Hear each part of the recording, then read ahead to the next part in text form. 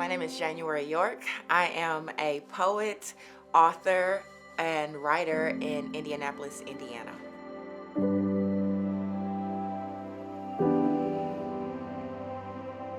I started writing to make sense out of the senseless. It kind of signifies how I got my start in poetry, which was because I was losing a lot of friends.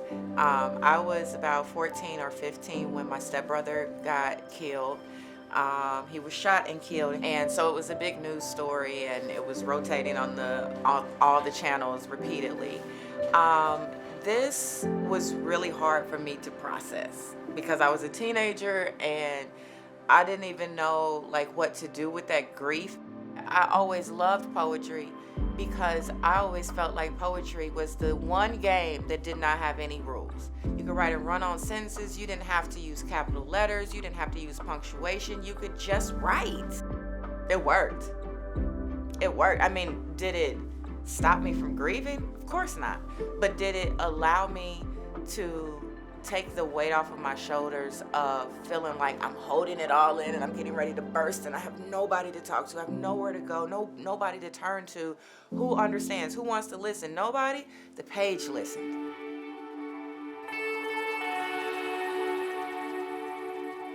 You don't have a clue why I do what I do, but I do what I do just for you. For your freedom song to sing above the clouds and cruise at altitudes foreign to you. I want to wipe the dust off your shoulders. Move the debris out of your pathway. May these poems blow southwest winds against the northeast tumbleweeds headed to cloud your dreams. I write to save the overdrawn from completely checking out, for the Norma jeans to get lost in between Monroe Ho tactics, for the practical and the unpredictable, for the dancers with no balance, for the 5, 6, 7, 8 hundreds of thousands of dethroned kings cooking up ancestral moans and rocks meant for smoking through broken antennas. I write to save the future teenage girls, because what if I could change her direction?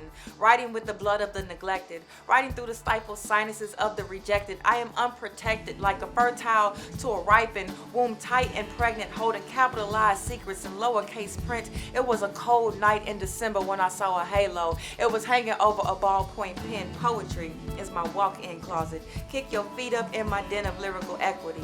I do the opposite of what is expected of me. I started writing to make sense out of the senseless. My 5 senses wouldn't let me miss this, but the ink went blank, so I put my tongue on the tip.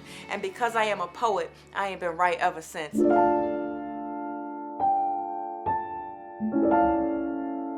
I always say poetry saves lives.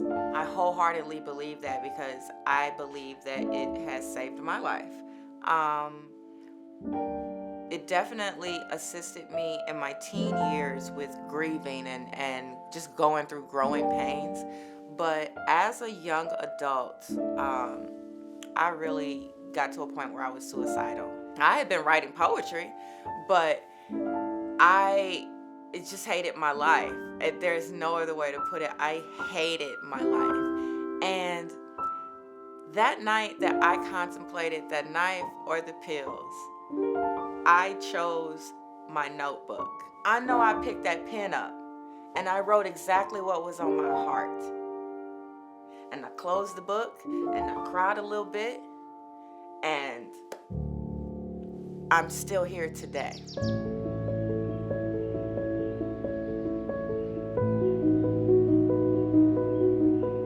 Tulips are always excited to welcome the spring.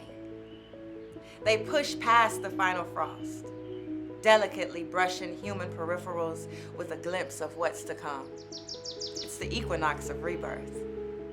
Just as the freshest spring sunshine fills the temperature of the soil, people begin to rejoice on front porches, lining sidewalks with bird feed for those who sing us awake.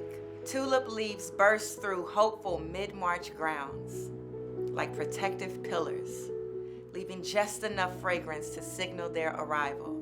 They teach us that our turn always comes around, and when it does, we stand, we smile, and like tulips at the awakening of spring, we bloom.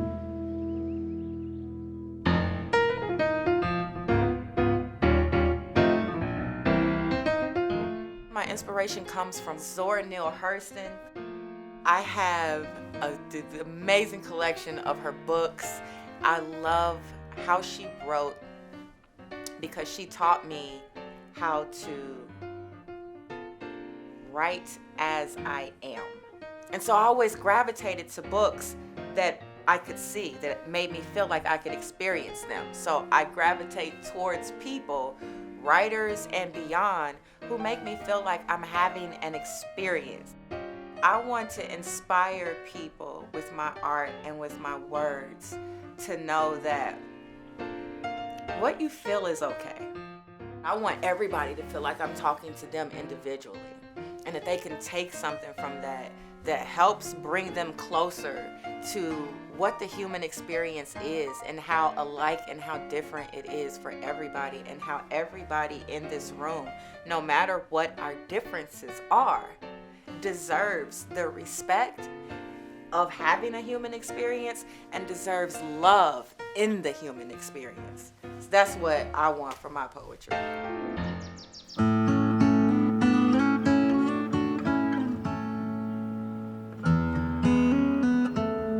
Life is short, and all of it, from the food we eat to the days we are here, is temporary.